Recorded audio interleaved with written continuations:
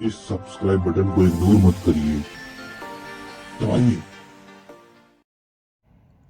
Hello friends, आज हम बात करेंगे डेंगू फीवर के बारे में। डेंगू फीवर में हमको क्या क्या देखने को मिलता है, क्या डेफिनेशन होता है उसका, क्या कॉजेंटिव एजेंट है, क्या उसका इंक्यूबेशन पीरियड है, उसके साइन एंड सिम्टम्स क्या हैं, इसमें कितने तरह के डेंगू फीवर होते हैं और उसकी पैथोफिजियोलॉजी क्या होती है, कौन कौन से जांच हम करवाते हैं, मेडिकल मैनेजमेंट क्या देते हैं, नर्सिंग मैनेजमेंट क्या देते हैं और क्या प्रिवेंशन है। तो इन सारी चीज़ों को हम वन बाय वन डिस्कस करेंगे। डेंगू एक मच्छर के काटने से होने वाली बीमारी है जो कि एक वायरल इन्फेक्शन होता है। जो डेंगू के मच्छर होते हैं उनके अंदर डेंगू के इन्फेक्शन पाए जाते हैं, जो डेंगू के वायरस होते हैं वो पाए जाते हैं और वो जब इंसान को काटते हैं तो वो इंसान के अंदर वो डेंगू के वायरस जाते हैं और वहाँ पे वो अपने आप को मल्टीप्लाई करते हैं और इंसान के शरीर में डेंगू बीमारी कॉज करते हैं। जो डेंगू की बीमारी होती है उसको जो करने वाला जो वायरस है वो आर्बोवायरस फैमिली से आता है। कॉजेटिव एजेंट, डेंगू के कॉजेटिव एजेंट जो है एडिस एजिप्टी है और एडिस एल्बोपिक्टस मॉस्किटोज हैं। इंक्यूबेशन पीरियड, डेंगू का जो इंक्यूबेशन पीरियड है 4 से 6 दिन, मतलब एक मच्छर के काटने से हमारे बॉडी में इन्फेक्शन होगा वो 4 से 6 दिन तक हमारे बॉडी में रेप्लिकेट होता रहेगा। उसके बाद हमारी बॉडी को ये साइन एंड सिम्टम्स शो करना शुरू कर देता है, हमको फीवर आना स्टार्ट हो जाएगा। उसके बाद जो भी डेंगू के जो सिम्टम्स होते हैं वो आने शुरू होते हैं। तो डेंगू के साइन एंड सिम्टम्स क्या होते हैं, तो उसको जानने से पहले हम जान लेते हैं डेंगू को 3 तरह से हम कैटेगराइज करते हैं। एक नॉर्मल डेंगू फीवर होता है, दूसरा डेंगू हेमोरेजिक फीवर होता है और तीसरा डेंगू शॉक फीवर होता है। तो इन तीनों के हम साइन एंड सिम्टम्स जान लेते हैं। पहले नॉर्मल डेंगू का जो साइन एंड सिम्टम्स होता है उसमें क्या होता है, सबसे पहला बहुत तेज़ बुखार होना, इंसान डिप्रेशन में चला जाता है, उसके हड्डियों में उसके मांसपेशियों में दर्द होता है, उसके जॉइंट्स में दर्द होगा, उसकी आँखों में दर्द होगा, उसको बहुत ज़्यादा पसीना आएगा, वीकनेस फील होगा, रेस्टलेसनेस फील होगा, उसको फटीग फील होता है, एनोरेक्सिया, किसी भी काम में उसका मन नहीं लगेगा, उसकी नोज़िया और वोमिटिंग फील होता है और उसके गले में खराश रहती है। तो ये नॉर्मल डेंगू फीवर के लक्षण होते हैं। डेंगू हेमोरेजिक फीवर, जो डेंगू हेमोरेजिक फीवर होता है इसमें 2 से 7 दिन के लिए नॉर्मल एक्यूट फीवर होता है। उसके बाद क्या देखने को मिलता है, एपिस्टेक्सिस देखने को मिलता है, मतलब इंसान के नाक से ब्लड आना शुरू हो जाता है। दूसरा क्या होता है, हेमाटोमासिस देखने को मिलता है, मतलब इंसान खून की उल्टी करता है।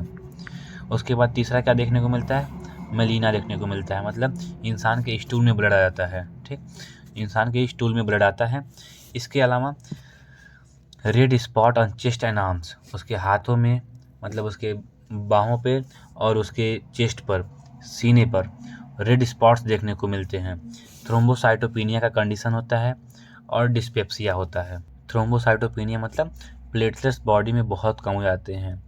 नॉर्मल रेंज होता है प्लेटलेट का 1.5 लाख टू 4 लाख और 4.5 लाख, बट ये डिक्रीज होकर के हो जाता है 1 लाख या फिर 1 लाख से नीचे 10,000, 15,000, 20,000 ऐसे आ जाता है।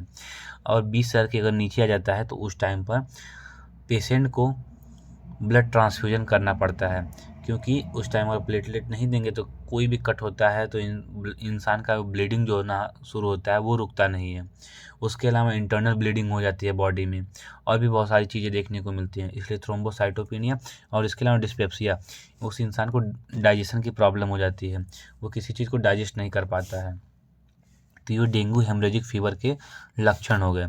इसके अलावा डेंगू शॉक फीवर, इसमें सारे सिम्टम्स वो ऊपर वाले देखने को मिलेंगे जैसे कि हम नॉर्मल डेंगू फीवर में देखे थे और जो डेंगू हेमरेजिक फीवर में देखे थे।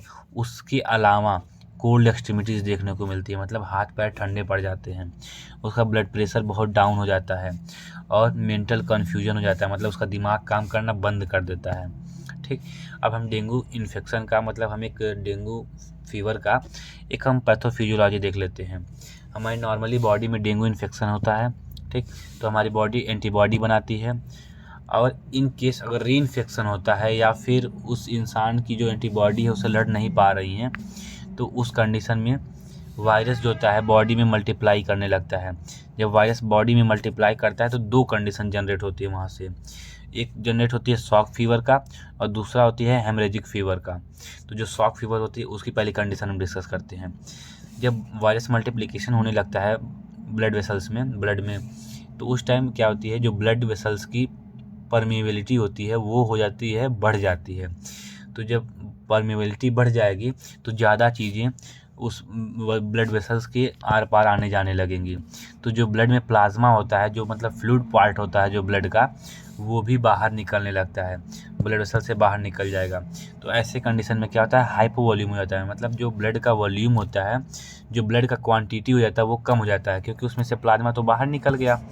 तो ऐसे टाइम पर पेशेंट जो होता है शॉक के कंडीशन में जा सकता है, उसको शॉक हो सकता है।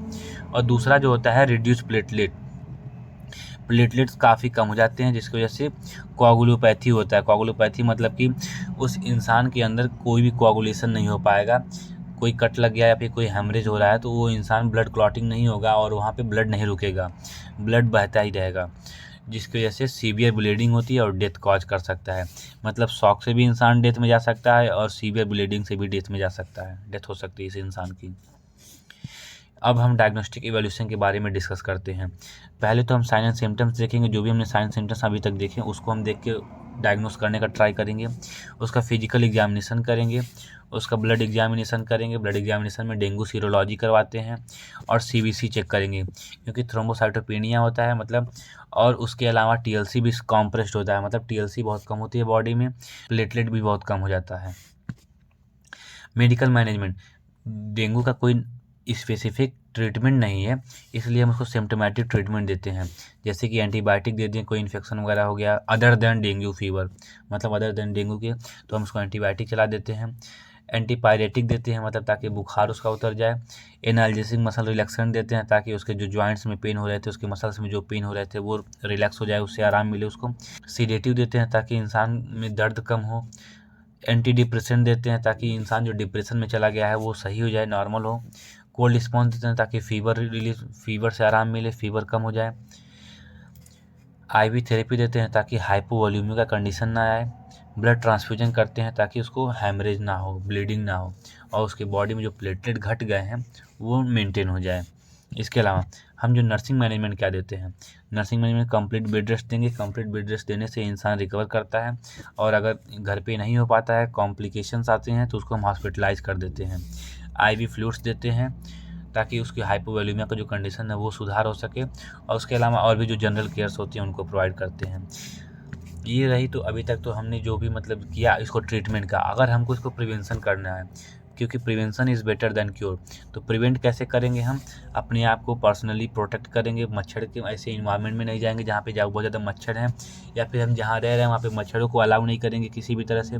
या तो हम मॉस्किटो नेट लगाएं, या तो किसी तरह से हम उनको केमिकल्स वगैरह यूज़ करके उनको भगाएं।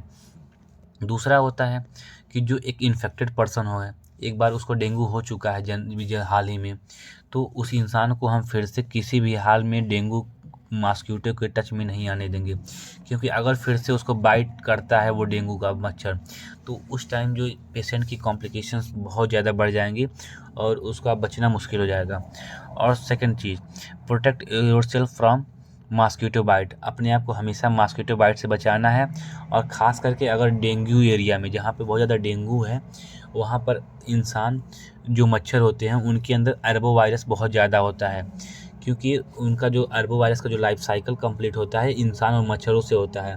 तो जहाँ पे डेंगू का फीवर बहुत ज़्यादा फैला है, वहाँ पे इंसान और मच्छरों का कांटेक्ट रहा है, तो लाइफ साइकिल अरबो वायरस का कंप्लीट हो रहा है।